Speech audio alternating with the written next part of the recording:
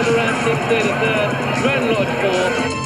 Perfect mix of poetry and destruction. This glory of rhythm, power and majesty. The undisputed champion of the world, Frankel, wins the Juddmonte International. The Stars comes alongside Master Craftsman, eyeballs it and goes on, and it's 4 Group 1s. Hello and welcome to the Bar Stewards York Ebor preview show. Yes, this is the one. Might be a little bit disappointing fields on the first day in terms of the major races, but the meeting in full swing now. I'm sure it'll get better as the week goes ahead, as we've seen Thursday's decks are considerably better. So, welcoming to the show this evening. We're a bit light on numbers. We've got a few on the sick bed at the moment, which is sad to say, but joining me tonight are my two very experienced partners in crime, John Lang and Nick Davis. Good evening, chaps. Good evening, Lee. Good evening, everyone. This is it. This is what counts. You'll see us at York this week if anyone's interested, or you're going to York this week. Wednesday, we're in the middle. It's a good picnic day. Me, the producer, Councillor Woodman, and Jonas Lang will be sat in the middle tomorrow. And then on the Thursday, you can catch us on the Champagne lawn. We'll be having quite a few guests popping. Jeff Banks is coming to say hello. So if you don't like Jeff, don't come and see us. I'll come during racing. and we're bringing there's a friend of ours called Andrew Bluck. He might be listening to this, and he's the luckiest fucker ever. He's going to be coming tomorrow because we've demanded it. We need the luck with us. So he's there on Thursday on the Champagne lawn. We need some luck that day, sprinkling on us. Whatever he backs wins the lucky little bastard. Need some luck, send for luck. That's it. Yes, yeah, need the luck, send for luck. Yeah, there's plenty of us going. Councillor Woodman again on Thursday. Abby McGregor's coming up. Yeah, it's going to be a full table. Andy Richmond will be there and several others. So, yeah, it'll be a busy Bar Stewards table if you want to come and have a drink or punches in the yap, whatever you want to do. There might be a few that want to do that, actually. I shouldn't be insinuating that. You said that on your message, John, on Twitter today. Yeah, just bear in mind, the first one's on the house, but after one, I hit back. Indeed. Right, we haven't got Davis with us, actually, tomorrow, because, Davis with his old ICF. We'd never get back in if we motioned someone with a stamping. Let's get on with the show. So we've got 4 fabulous days of racing at the mecca of the turf of the United Kingdom horse racing genre, and we're going to go with the best bets round for the meeting. So I'm going to go with you, Nick, first of all. What is your 1 point bet over the 4 days? I'm going... Well, I think I'm just concentrating on Wednesday and Thursday at the moment. I'm going to the Yorkshire Oaks. I want to have 1 point and win Warm Heart on the ground. I'm not sure if Save the Last Dance will turn up. It's quite clear to me that the form of the Fillies depends on the ground this season. I mean, you've got Soul Seeker and Warm Heart, one of the big races at Epsom and Ascot. And Save the Last Dance has won the Cheshire Oaks and the Irish Oaks, and it, even on soft ground, it wasn't the greatest of performance, was it? No. I mean, you've got Blue Stocking and Warm Heart. I think they're each ground dependent. If you looked at Ascot and then the Curragh, it was a turnaround on the ground. One's 4-1, one's 10's best, 8's or 9's other place, and I think that's too big. And I wouldn't be surprised to see. I mean, you might get a rule 4 if Save the Last Dance comes up and Ryan jumps on this, but even if he doesn't, there's a lot of Fillies in here. This will be the fastest ground they've ever been on. Indeed. Yeah, this is it. We don't get any sort of ill play before the opening race on Thursday. It's likely, given the clerk of the course, how he is, probably one of the most liberal, you'd say, in terms of watering zealots we've got for clerk of the courses. And he's likely just to maintain what we've got rather than change the ground, which some clerks tend to do. Nick, that makes a very good point. So Warm Heart, Nick, is 1 point win at 10-1 at the moment. Is that okay with you? That's very. Yeah, that's Paddy's and Betfair, by the way. Yep. Warm Heart. Good stuff, mate. John? 1 pointer. I'm going in the nursery on Thursday, and I'm going with number 17, Blue Collar. This one's only started his career on the 7th of July. Couldn't have been more eye-catching behind a nice horse of Stouts that won on debut called Starlaw. He was quite eye-catching that day insofar as he was pretty slack for debut. Couldn't have really expected any better than the 7th place in that he obtained there. Then they took him to Newbury, where he got a ridiculous knot off really from Mr. Levy. Yeah, dropped in trip as well, wasn't it? No, still at 7. He was dropped in trip for. That's it. Sorry, last start. Yeah. Maestro Stotto to ride him. dropped right in at Newmarket, dropped in trip, and then he didn't get a run. Ho hum, cough, cough. I think this is on a very, very tasty mark, to be honest, at 77.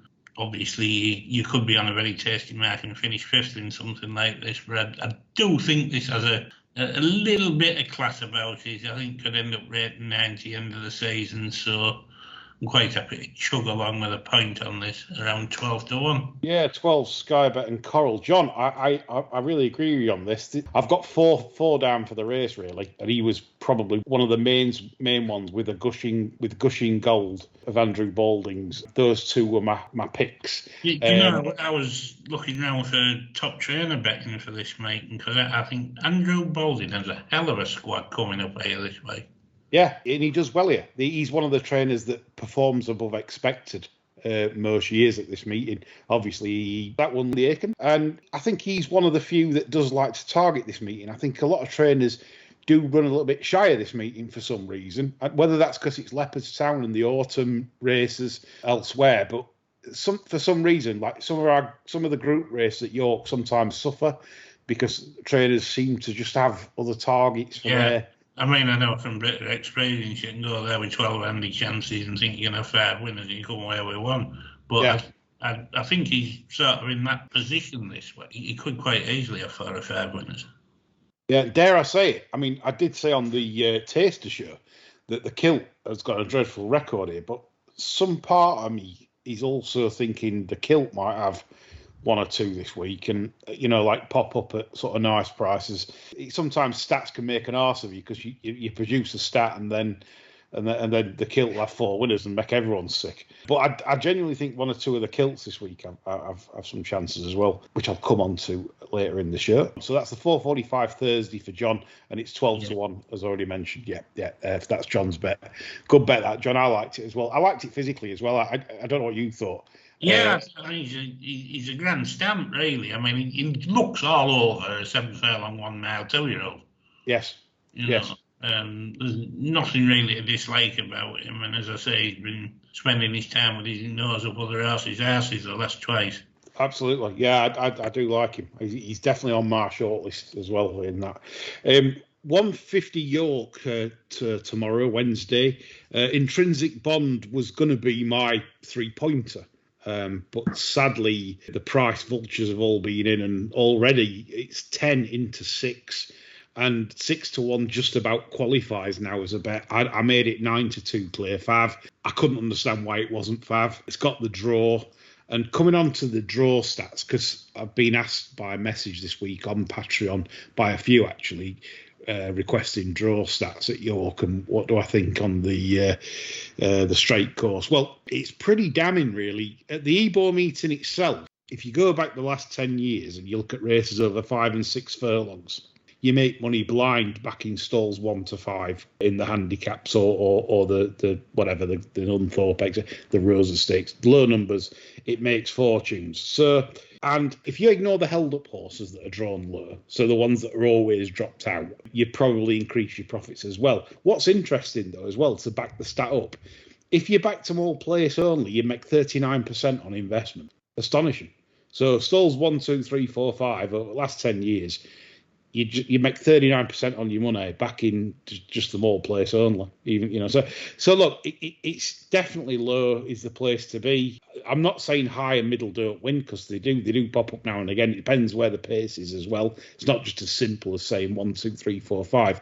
But Intrinsic Bond here, this is like third off the trainer change from Tracy Waggett, and I think that's the key point here, because it won on stable debut for them, and last time ran second to a horse of Tom Clover's that I think could be a superstar over 5 furlongs because it's unexposed over 5 furlongs. I think it's very strong form. It's a shame the 10s wasn't there because I was so confident. But 6-1, we're just in the fun zone, but only just. I'd have to get 6-1. That's Hills Coral Ladbrokes to be interested. 9-2 Fav, I make it. So we're just about there, but it's a shame. That was my best bet. It's now my third best bet at 1 point win. Round 1 done. John, set us off for round 2. Round 2 is in the opener, I believe, on Saturday, and that is Nostrum. I think this horse did extremely well on ground that did not suit at Goodwood. He was forcing the pace against a horse I fancied strongly coming back to its optimum trip. Wasn't necessarily at home forcing that pace.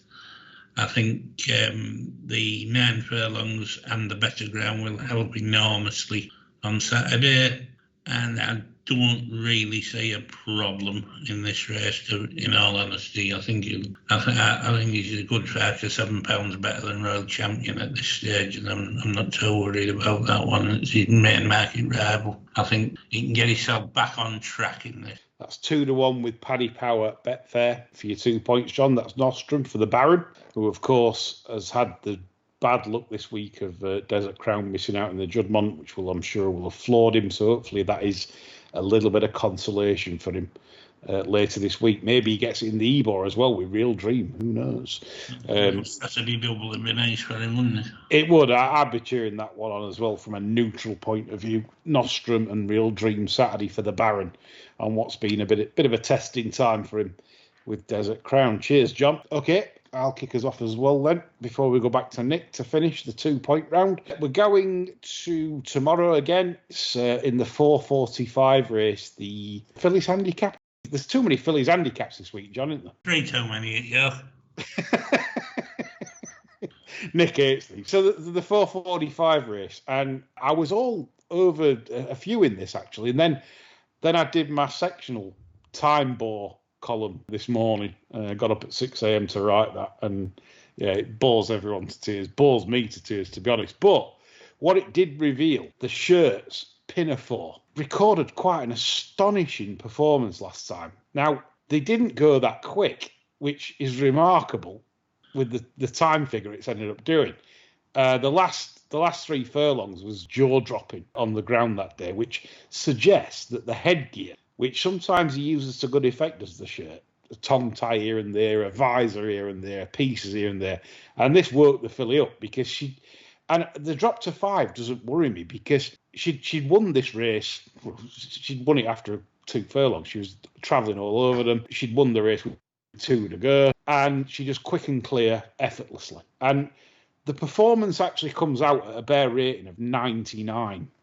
Well, obviously, she goes up £6 for the penalty she has to carry, but that's still £9 well in from a draw. All right, on the flank, maybe not ideal in one. I might prefer maybe 2 or 3, but at least you're probably on the right part of the track. And I felt that this filly was going places. I think that it was a stunning performance. And the last furlong, it was just pushed out. It weren't even like hard ridden or anything. So I just think this filly is just in dynamite, savage form. And I think with a strong pace on anyway, because you've got some right front runners in the race, they're not going to mess about in this. And I just thought she would just lap that up and just travel just in behind them and just be produced late and just piss up. So 4-1, I thought was quite generous. That's where I'm going to go for 2 points. You talked me into it. Yeah, at first, because I looked at the race without the sectional stuff. I did the preview for this yesterday, and Pinafore wasn't in my original picks. Then I went through the data and went, fucking hell, it literally does come out about 99. So this filly's in savage order clearly. So yeah, I can't waver from that because I am a time ball, of course. So that's where my 2 points goes at 4-1. Pinafore generally available. Nick Davis finishes off. Right then, we're going on Thursday. We're going into a Fillies Handicap. the last race. And you hate Fillies Handicap. No, not this one, because I saw this one at Ascot. Now, Candle of Hope at Ascot behind Copy. Unless did best of the ones forcing the pace. Yes. They were, the nest was 2.5 lengths in front of it. Candle of Hope led until about a furlong and a bit out. They both didn't race really, really optimally. Now, Unless has come out since and is won a listed and second, 3/4 second in the Group 3 is now rated 104. Candle of Hope has been dropped to back to 88. I'm surprised they ran it before last time out of Goodwood because he's pulled it out twice. Once with Buick aboard when he pulled it out at Newmarket, and they run it on slop at Goodwood that day, and finished 6th, beaten 4 lengths. But I think 7 furlongs, a decent 7 furlongs on decent ground. I mean, if you look at it, listed form on Goodwood and Newbury last year, you've got to rate it well into the 90s. And I think here Buick has got back on again. And it's a very, very big price. I like your case. Just only one thing that possibly worry me would be potentially draw. Yeah, 7 furlongs can be, but I've seen so many times that this won't be far away from the pace there. And I'm hoping that he can pick his spot, and if they all come up in the middle, I don't think it's funny enough with that shoot over 7. I don't think it makes a difference that it does over a mile.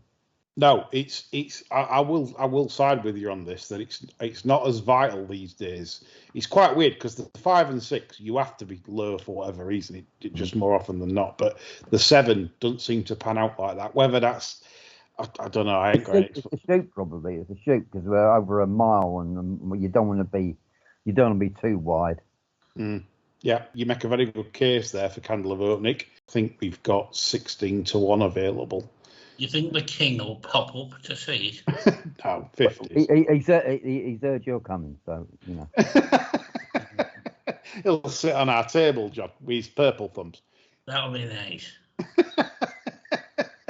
Like sausage rolls. 14-1. No, I couldn't give you 16s, Nick, because that's only with one firm. So 14s, I'm giving you. Are you 2 on the nose? 2 on the nose on this one, so I think it'll either be win or be nowhere. I think it's a fair case that it is a good race, this. Yeah.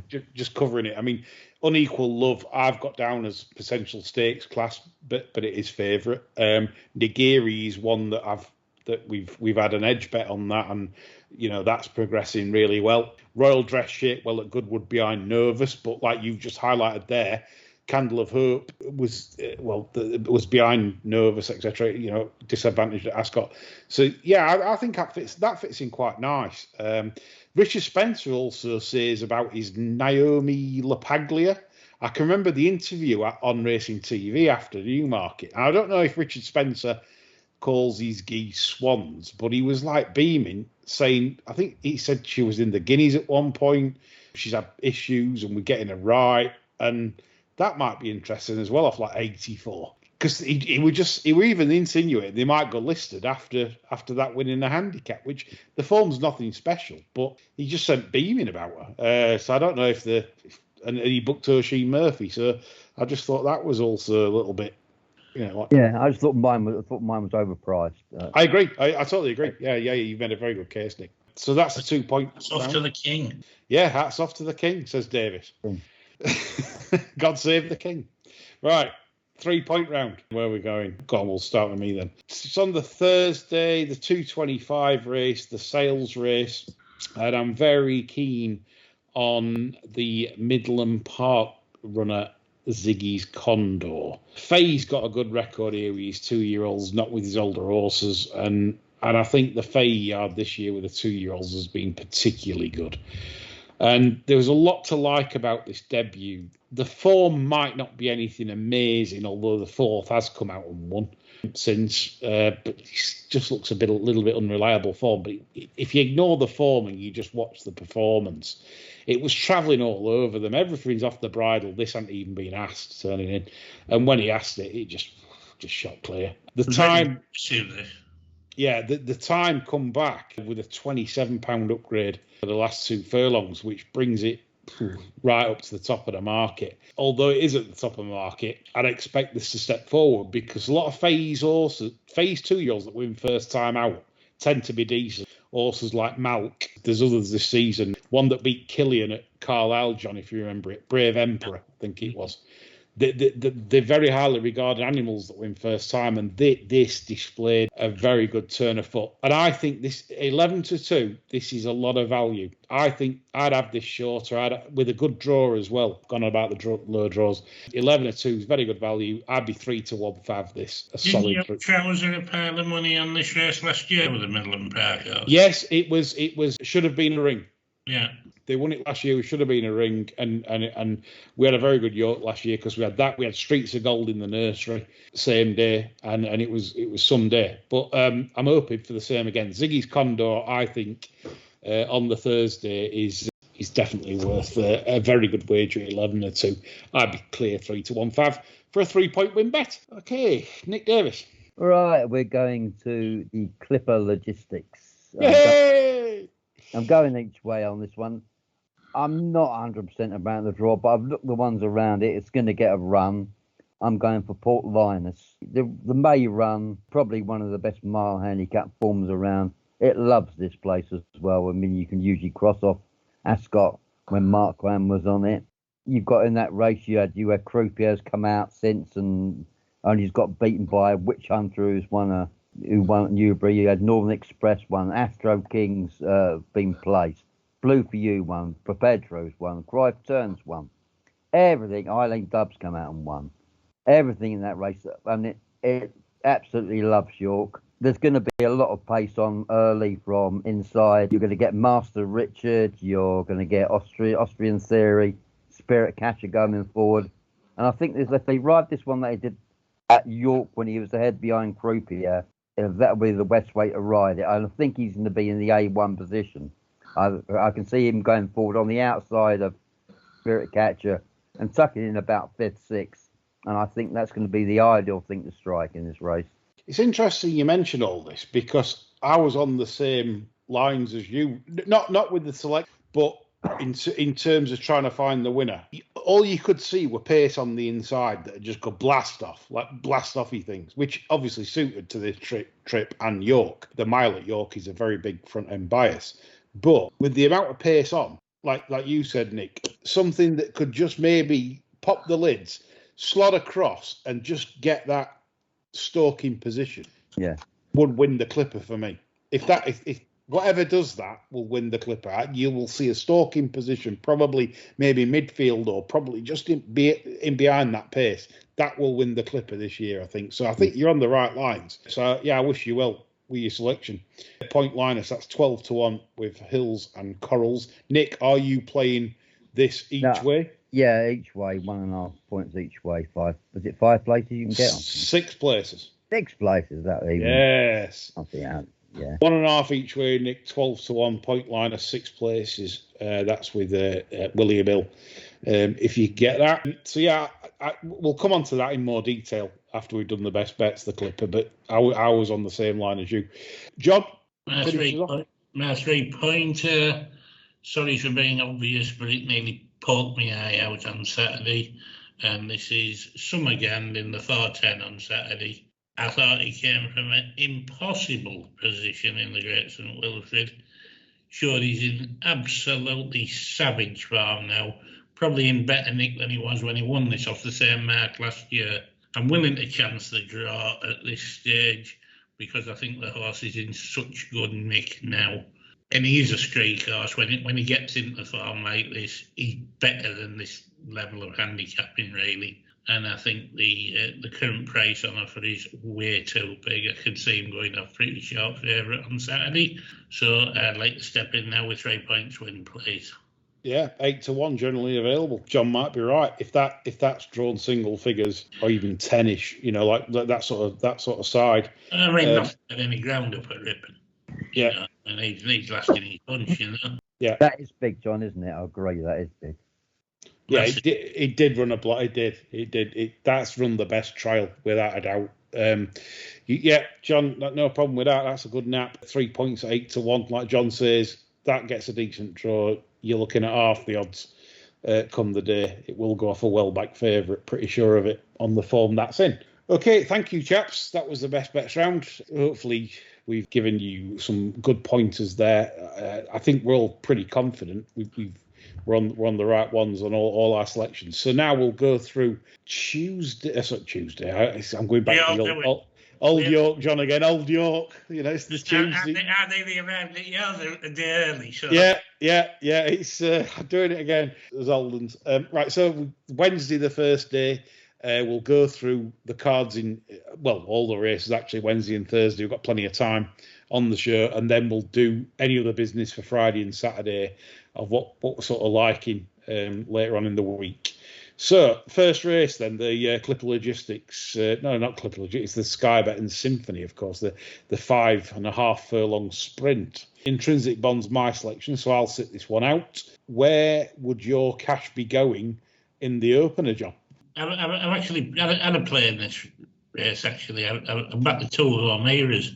Yeah. Alligator Alley and Nomadic Empire. I just think the yard was a little bit in and out earlier in the season. While it was, they've sort of managed to engineer declining marks, and they're both coming to this fairly well handicapped. I think the yard's probably in the best nick it's been in all year now. They've got handy draws.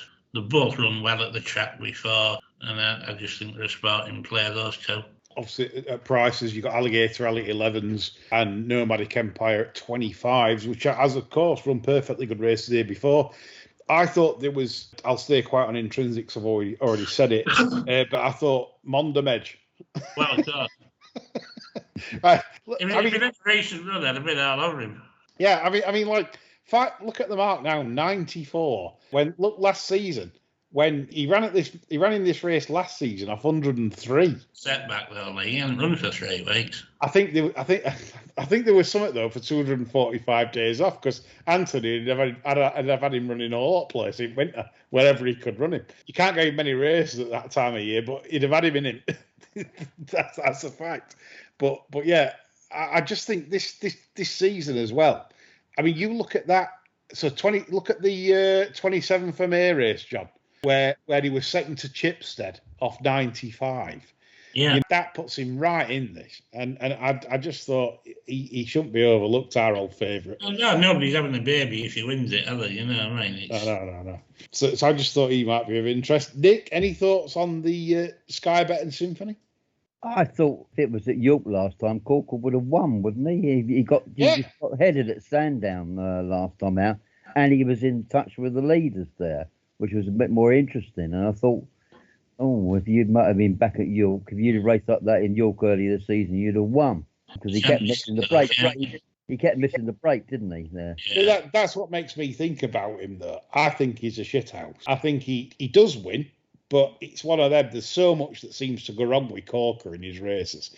Like, he either misses it, like you said, Nick, he come out last time and he were there. Why didn't he win? But why did he? He got headed in the back.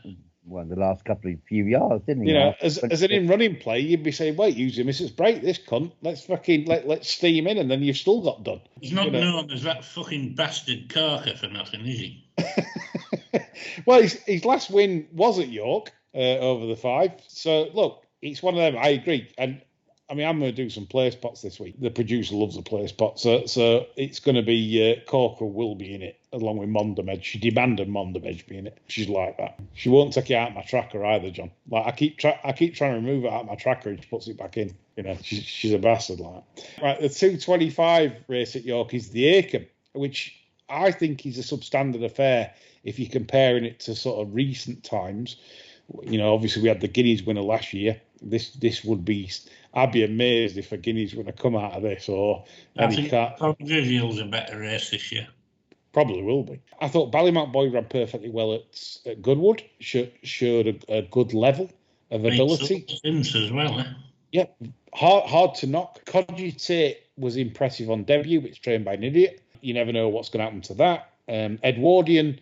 I'm not really a fan of this. I don't think it's anything great. I think they're just running here just to see really. And I thought the overpriced one was Hot Fuss of Tom Dascombe's, because what's wrong with 5th in the Cheshire, ran a perfectly good race after getting no sort of run whatsoever, and then it's absolutely destroyed a field at Salisbury, very impressively. The second's come out and ran close to Beckett's Useful Kingdom of Riches, and the third horse, Mafnoon, has won its Aid-Up Novice race. So I thought Hot Fuss at 11-1, just for an interesting race, John. I couldn't argue. I mean, Rafe Beckett had one in there. I'll come tell later on. I was quite interested in for this race. Looks like it's going to go for the Gimcrack now instead. That was about the only one, along with Cogitate, that I felt had the potential to go on and maybe make a classic candidate. It's a race I'll happily just sit and watch. Yeah, it's not an eight. We like to try and get winner of this because it's usually quite informative for next year. But I'm not sure this race is all that. Nick, did you have a view in this? Nah, 2-year-old race, I think.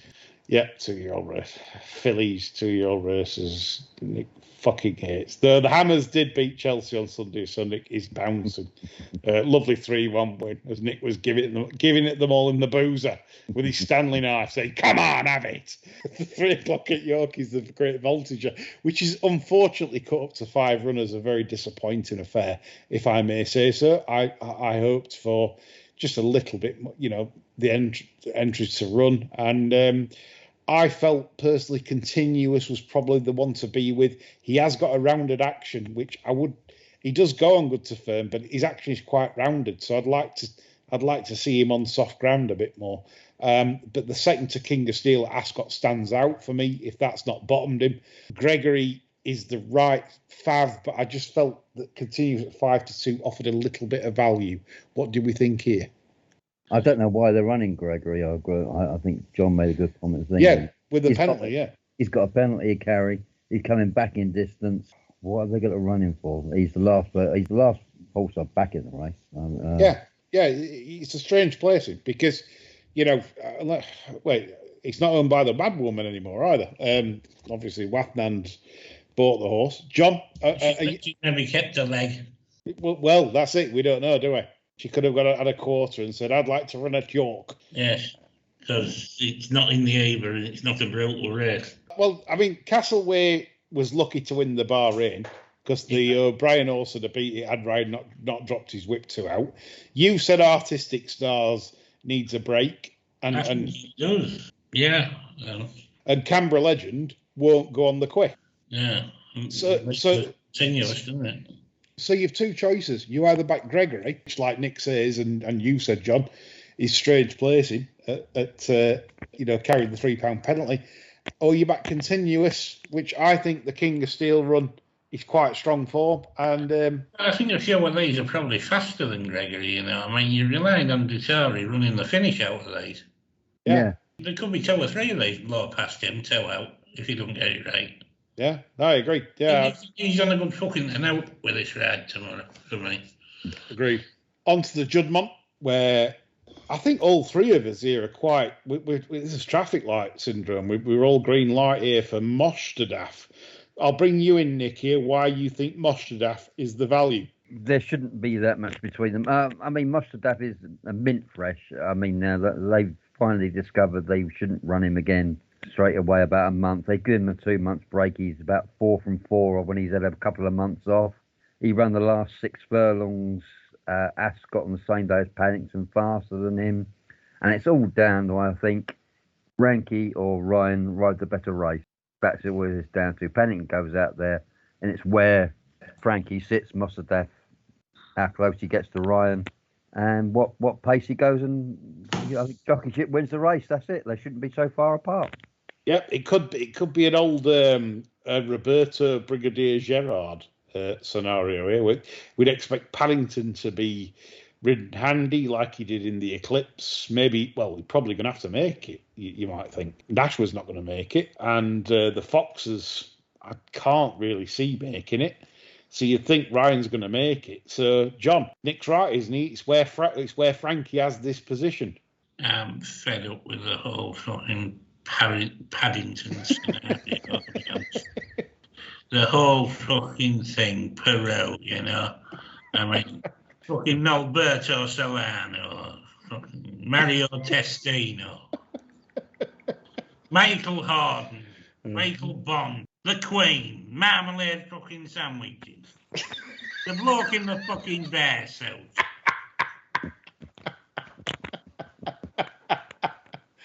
I was going to have a fucking monster bet on Desert Crown to wipe the floor with this thing. And I think Mustard F will beat it as well, because I don't think it's all that. This is the thing, when it's very difficult to crab a horse that's won its last 7, but like we've said, there's holes, even though this is what we try and do, we try and sort of make holes in things, and, you know, it's one of, I mean... If you can't try and get a fab beat, you shouldn't be fucking betting. I mean, 25th of March, 2023, it's fucking off 97, it's won an ace handicap. Off 97. So then it turns up, beats Drumroll with a run of the race again at the Curragh. But bearing in mind that this is what he does buy. He buys the run of the race because of his running style. He don't pull. He's not complicated. He just gets on with it. They can ride him handy. So everyone else is trying to fucking settle and get... And that's why he's winning his races. The Irish 2000 was shit. It beat Chaldean very comfortably. Very impressive, though, to be fair. But we did get the best ride. Terrible ride on Chaldean from Frankie in that. Beats Emily Upjohn with the first run. And obviously she ran shit in the King George.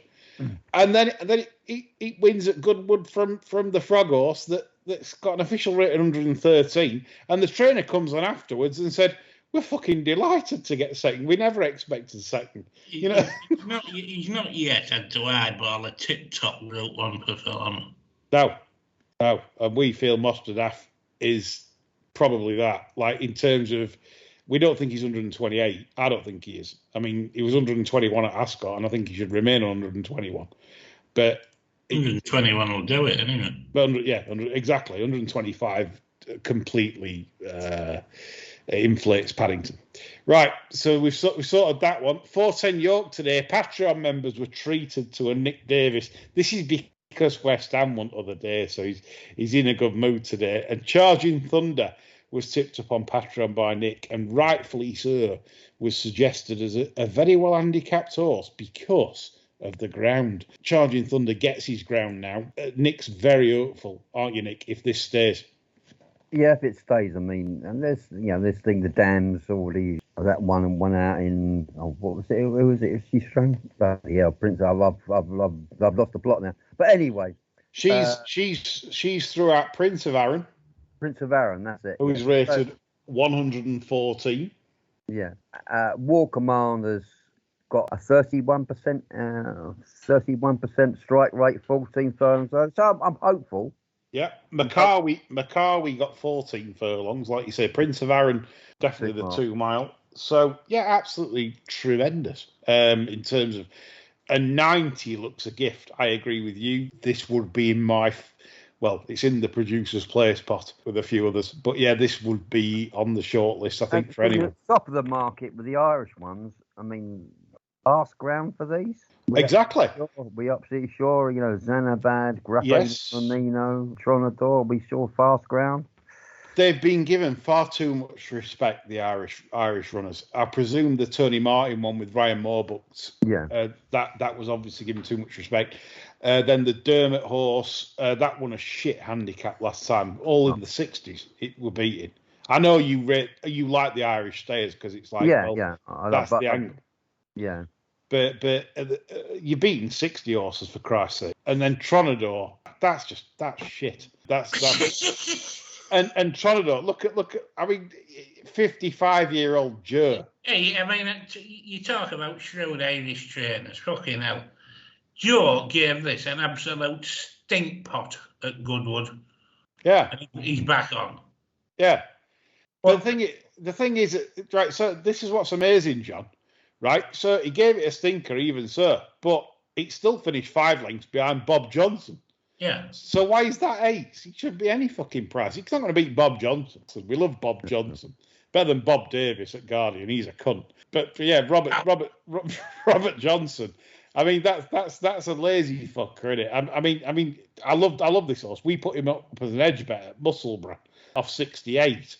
He's off 83 now, and he loves the game. He's a lazy.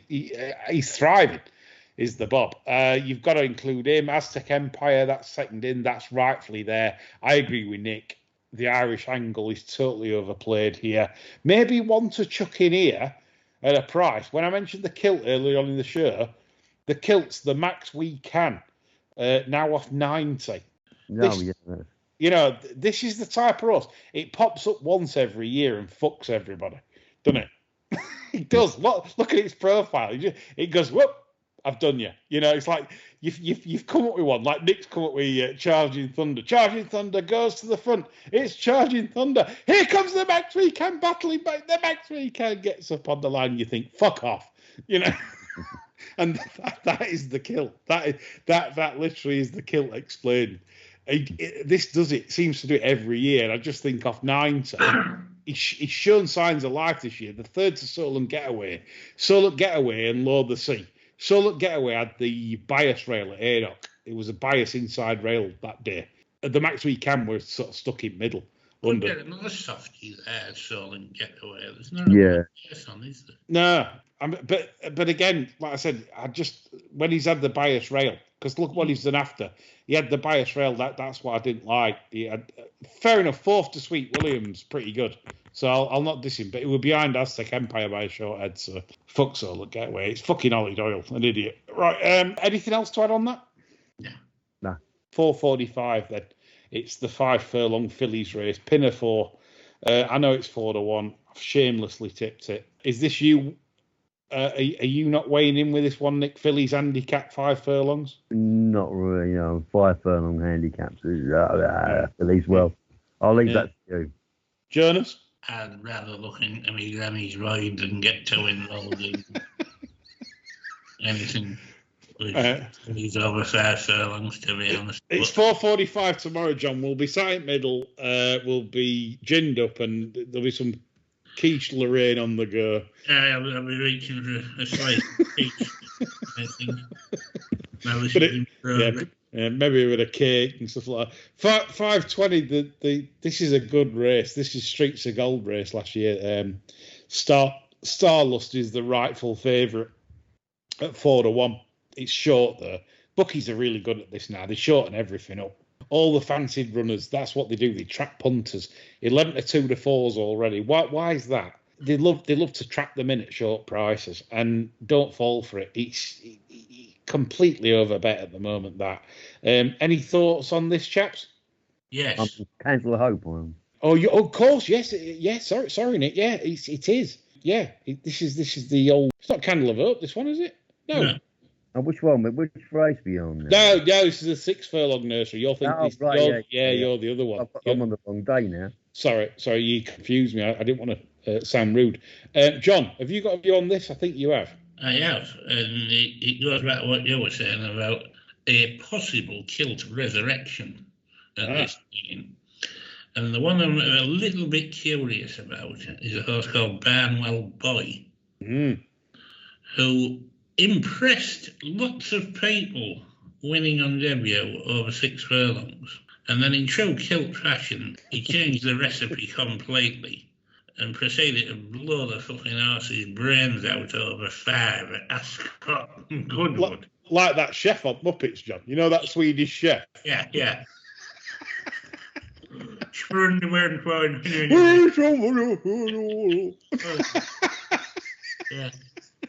Just be a chicken in the sketch, isn't there? He's got the fucking cleaver going. Yeah, indeed. Magnificent. I just thought, going back up to a proper trip where they're not going to have to ride the lugs off it for the first 2 furlongs, if this hasn't left an indelible mark on the horse, I thought it was a little bit overpriced against this lot off the mark he's achieved. Completely agree. Completely agree. They must have thought this is proper stakes class after debut. And although the form of the debu's not worked out maybe as well as they'd liked, the time was very good. Yeah. And it was so impressive. And then, like you say, it's a typical kilt manoeuvre. I know, let's drop it back to 5. Yeah. They're not the brightest. There was that, and the other kilt runners, specific times. Now, if you watch that nursery at Goodwood, you'll see that Dapper Valley beat it 7.5 lengths. And you'll think, well, that's fucking shit then, isn't it? No, I think Specific Times got bogged down in that terrible ground because Specific Times was travelling better than anything at the furlong pole. Proper cruising, just basically paddled for the last sort of like, I'd say 300 yards. Obviously, with the draw on side, I thought that was big at 18s, given that it won over course and distance very impressively. I thought that wasn't to be ruled out also. So that's why the Kilt could have a revival this week. Me worry with Specific Terms, obviously, is they've got Joe on that one. Whereas, they're bringing in a tradesman to add the other. Yeah, I know what you're saying. I would prefer yours slightly, John. He's been jammy with the draw, like, hasn't he? He has. 2 and 6. Exactly. Know. 2 lovely draws there for 2 horses that should relish this test. That's the nature of this game, isn't it? You act like a blithering idiot and you get rewarded with luck. Indeed.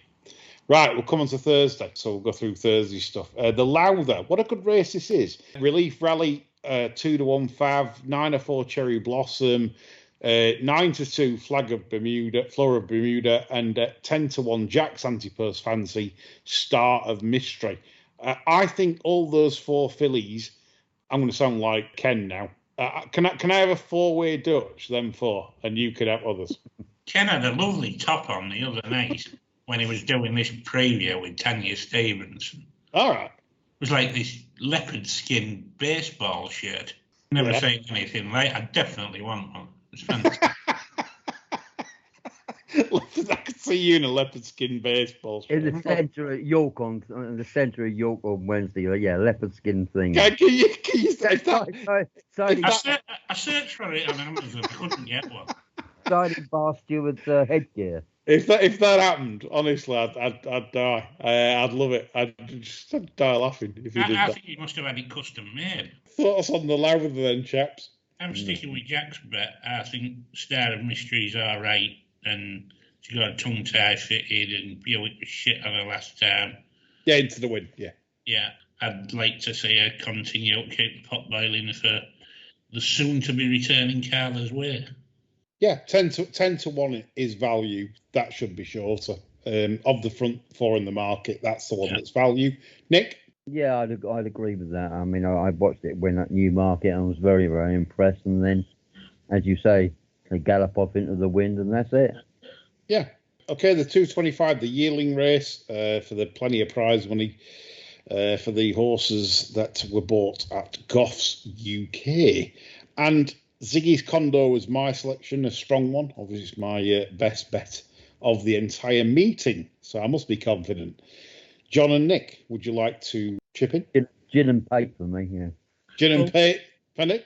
When I initially looked at this race, I just thought, oh my God, there's fuck all in this. And then I did have a bit of a look at it, and believe it or not, I landed on Ziggy's Condor.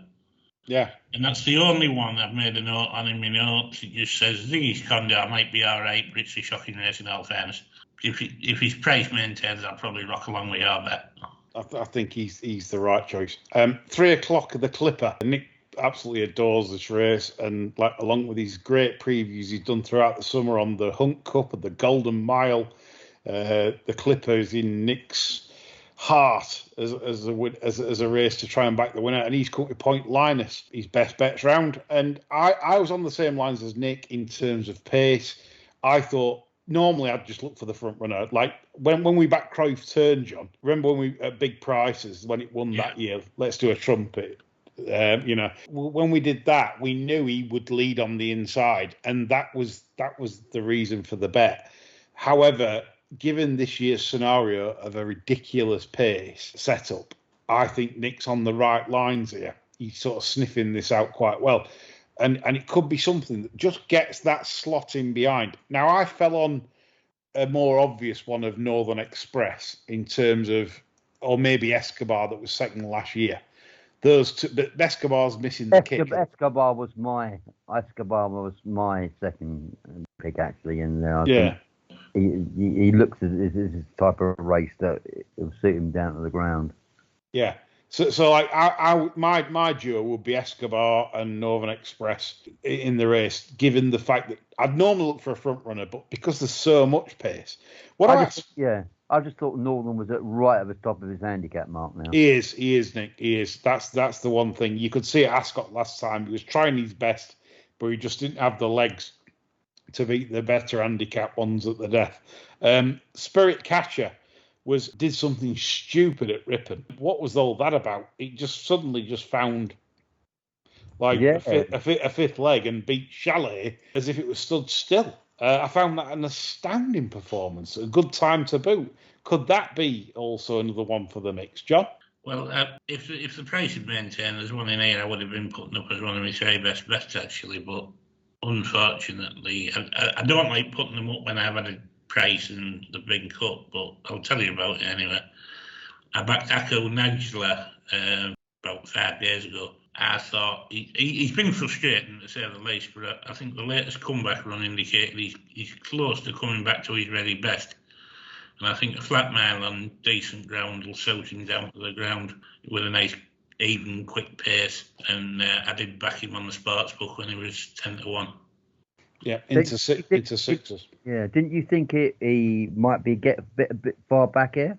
No, I think there's enough pace on. I think a nice midfield sit, I'd be pretty comfortable, to be honest.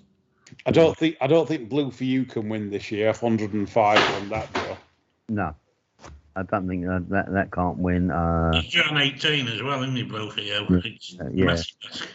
Yeah, Cruyff turn can't win from there. No.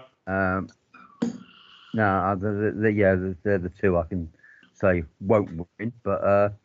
Yeah, I think point lines will be there. I can see I might have a few quid on Escobar as well. I mean, the one you backed, John, was fair enough at 10-1, but 5-6-1 is very, very short. I don't even like mentioning them, to be honest, because it just pisses people off anyway. You tell them something they can't do. It's not fair. Yeah, you fucking cunt, John. Right, 335. The Yorkshire Oaks. The Yorkshire Oaks. Save the Last Dance is massively on the slide. Nick rightfully points out, and I think this is a good point from Nick, that probably people aren't considered. I can see this being scratched. And what a bet Nick would be on if all of a sudden then that scratch and Ryan then gets on Warm Heart. That's not going to be the price that Nick's tipped it up at. So, and I agree. They're not going to run this on good to firm. On a mad. They're mad people. Even, Jesus, you just run this in the ledger, don't you, John? I think if they intended just running it in the ledger, that's what they'd have done. I watched an interview last week with Aidan O'Brien. He was absolutely gushing about getting this thing to York. And like a gullible TV viewer, I dashed straight in and back the bloody thing each way, 11-2, because I thought that was a ridiculous price. So one that I was so gushing about. I must admit, with the prevailing weather, I'm not feeling as confident as I did last week. Well, it's only just overall blue stocking on soft ground at the Curragh, like literally in the last gap. He's absolutely adamant that wasn't running. Fucking hell. Nick, we're not in that camp, are we? Fuck O'Brien. You don't like Save the Last Dance, do you? Mowborough a mile and 6. It's hardly one. It's hardly. Maybe Aidan sort of conjured up something from it, but it's running on even good ground, or even the last one wouldn't inspire me. Warm Heart is a course that she'll act on fast ground much better than she does on soft. Yeah, I can see that being a non-runner. I can. I'll be surprised if that's fast ground Thursday. I'll be surprised if they run Save the Last Dance. I'm stating that in advance. 410 race, the Galtres. John loves this race. He fucking loves it. He loves trying to back the winner of this. John, can I set you off with my two picks in this?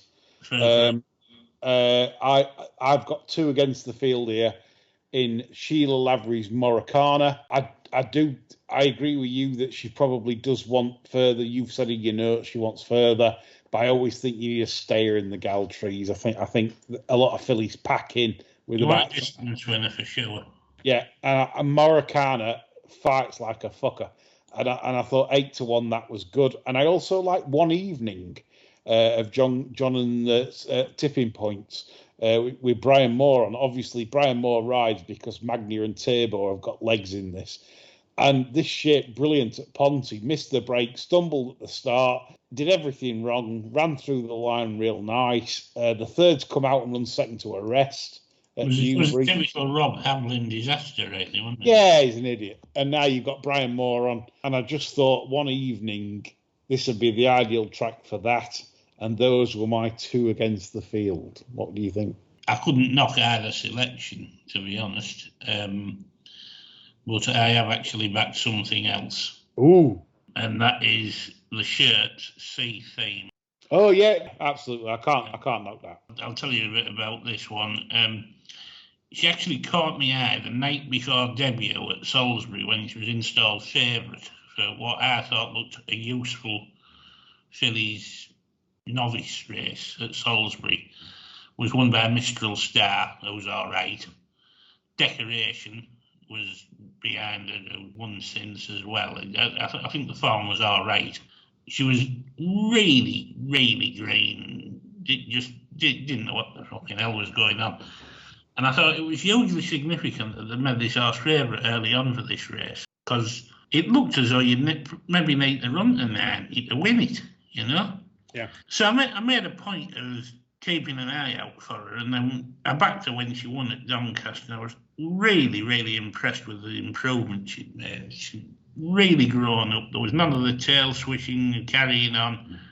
Mark was just able to put her wherever he wanted in the race, push button acceleration. The minute he asked her to go, she went.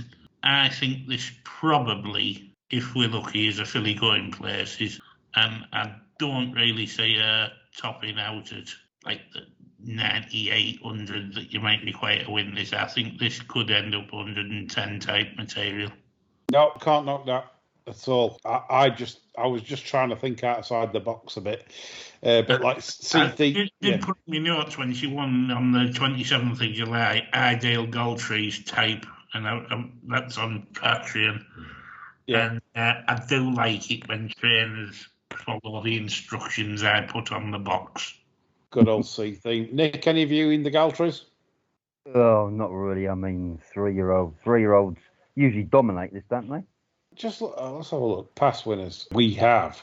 Yeah, 3-year-old 1, 2, 3, 4, 5, 6, 7, 8. 9 of the last 10 run-ins, 3-year-olds have won. That's quite that's quite damning, isn't it? Yeah. Fuck it. Fuck what I've just said. Let's just back Johns. Yeah. Let's just back C theme. Yeah, fuck it. Draw lines through everything. That's it. Scribble it out. C theme. But I couldn't, I couldn't make up my mind. Some of these, they're open to so much progression this time of year. Yeah. Now, John, why is the fucking shirt put market value in there when it was in the Melrose? Like, I think he dropped a bit of a bollock there, because I think they had a chance in the Melrose.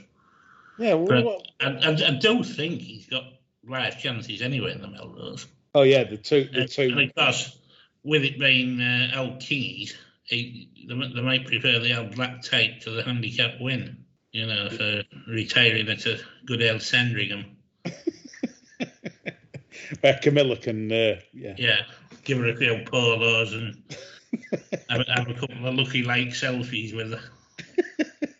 4:45 is the 7 furlong nursery handicap. Where is that the one? That's not the Candle of Oak race, is it? No. That's a blue collar race. Yeah, we're all Candle of Oak. We're all fucked, aren't we? Really? Oh no, blue collar. Yeah, blue collar.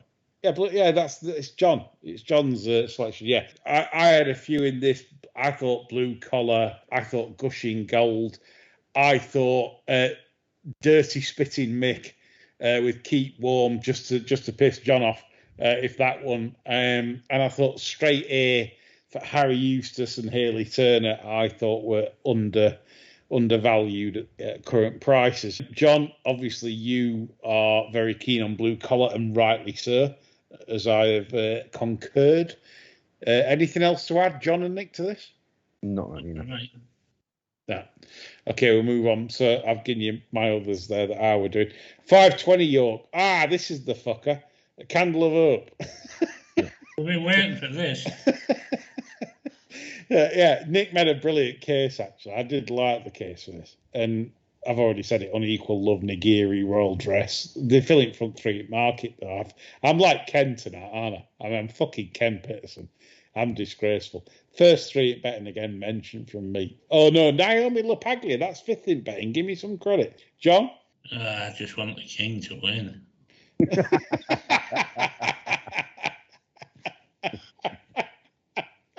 I'll actually look at John's face if that crosses line in front, because unless he's had fucking plenty on it, which he might do. But Nick's made a good case for it. He won't be going on back. So, yeah. He'll only smile if he's backed it. He won't smile if he hasn't. If I haven't backed it, I'll be furious. Yeah. God bless you, sir. God bless you.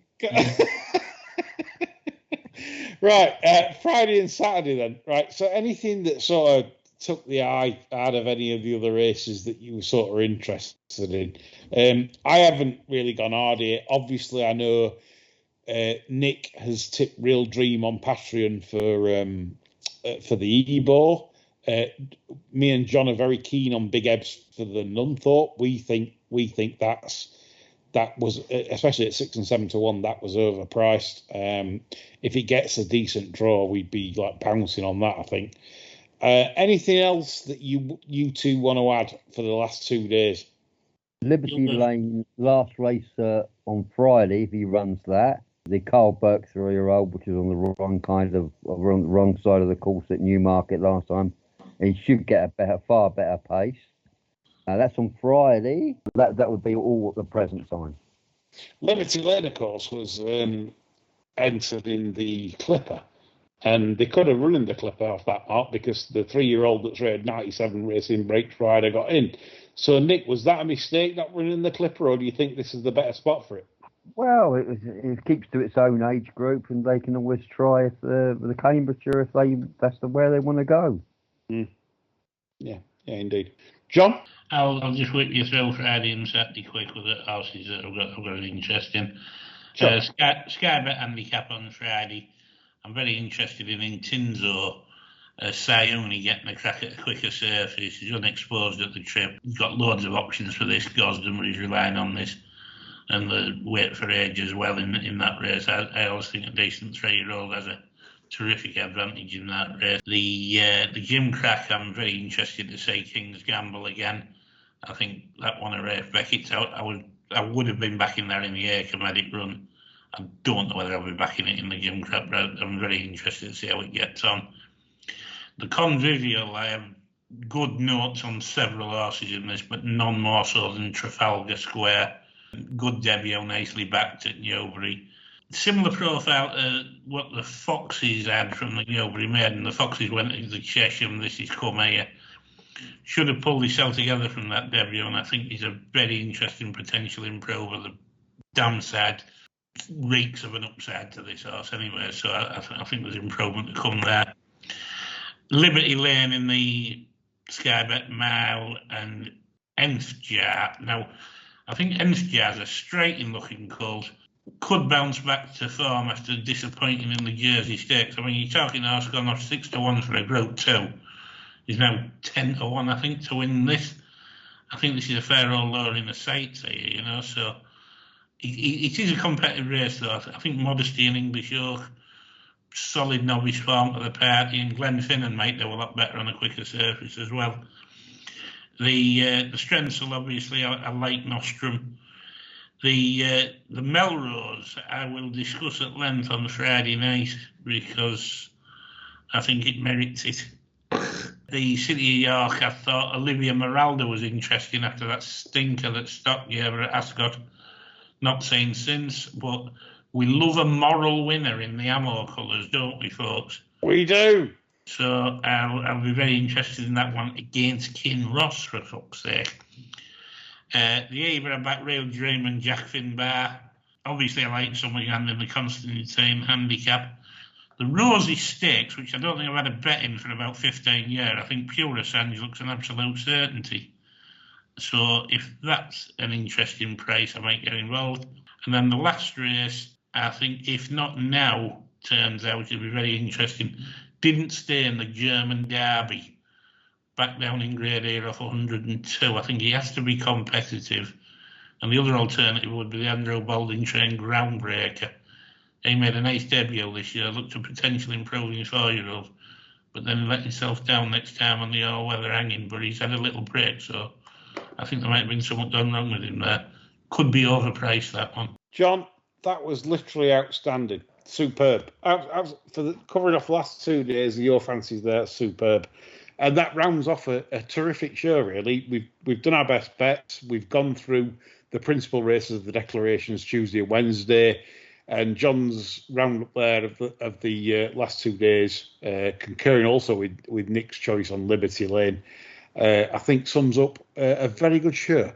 So I hope you've enjoyed that, folks, because we have. And we'll certainly be back on Friday to cover Saturday's show, as always. And that's all from us this evening. And if you want to see us at York this week, obviously I've mentioned that at the start of the show. That's all from us. Bye for now.